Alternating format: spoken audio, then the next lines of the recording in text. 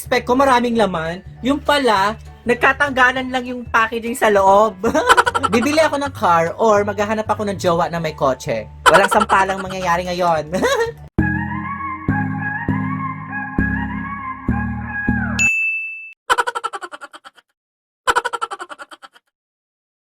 Hi! Sa tabi ng aking channel!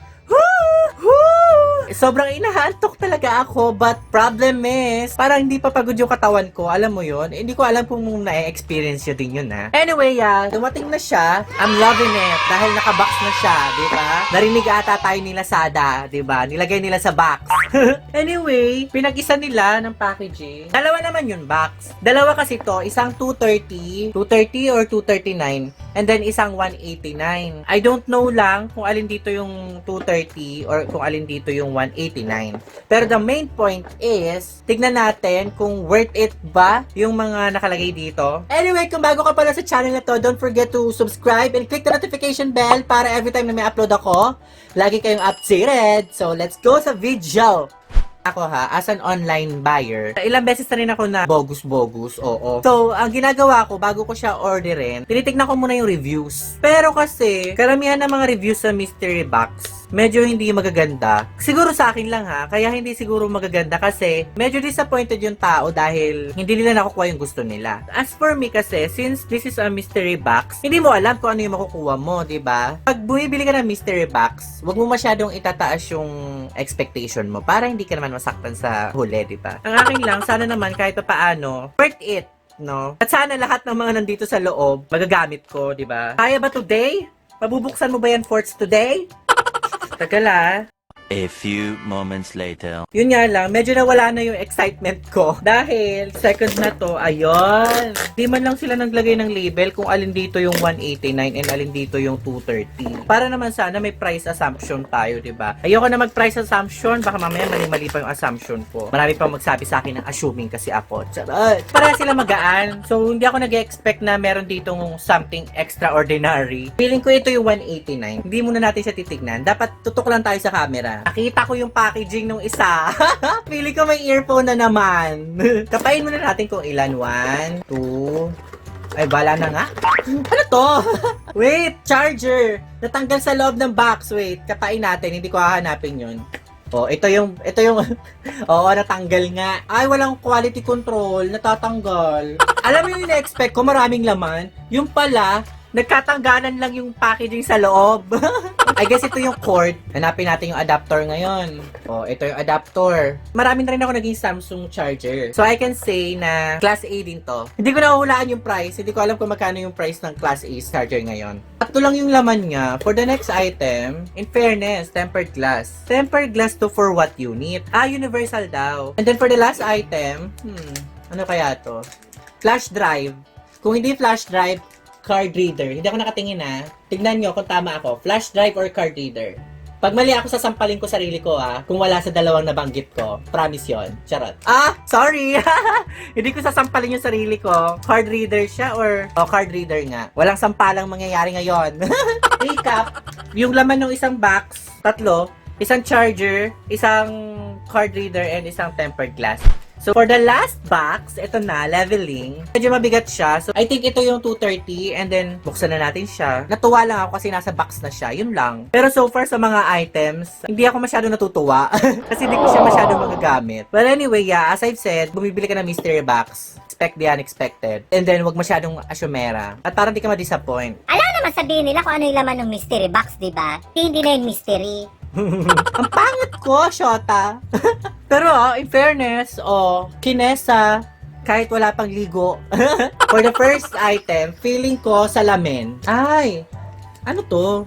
Folding stands. Ano yun? Hindi ko alam yung folding stands. Buksan natin para maging aware tayo kung ano yun. Shota! Folding stands, yun yung parang pwede mong patungan ng cellphone para maging stable siya at parang pwede mo lang siyang ilapag sa lamesa kung tinatamad kang hawakan habang nanonood, diba? Kung nanonood ka ng K-drama, yan, pwede mo lagay dito yung cellphone mo or kung mahilig ka sa boy love story. Yes! Leveling! Nanonood ako ng boy love story pero halos naubos ko na. It's been a long time since nung last time na binigyan ko kayo ng list ng pwede nyo panoorin.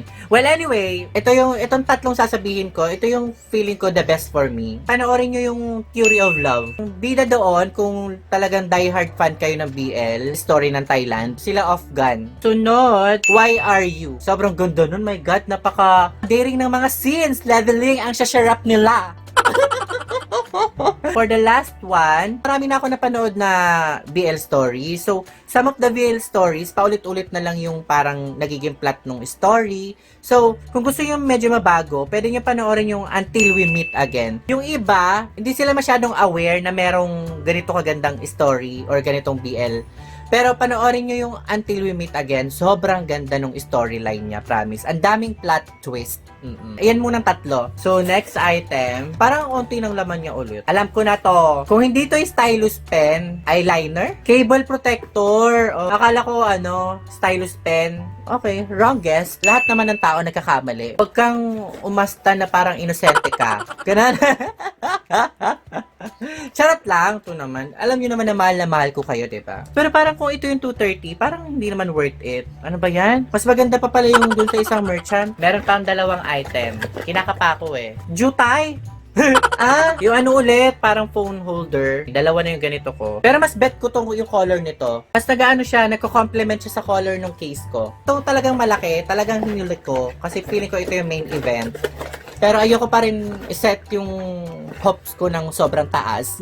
Malaki-laki yung box. Hindi ko alam kung ano yung laman. Ito siya. Feeling ko laruan. Ha? Mali ako, hindi siya laruan. Girl, wala akong car. Wala akong car. Ano ba yon? Oh, YouTube! I-monetize yun na nga ako na para magamit ko naman tong binigay ng Lazada. In fairness, okay naman siya, pero wala nga akong car. Either, bibili ako ng car or maghahanap ako ng jowa na may kotse. Hindi naman po ako nagmamadali, Lord. Pero kung gusto nyo nang ibigay, I am more than willing to grab it. Ganun na. Hindi ko alam kung paano i-set up. Paano ba to? Hirap ng walang car, ha? Ayun. Oh. But then again, wala akong car.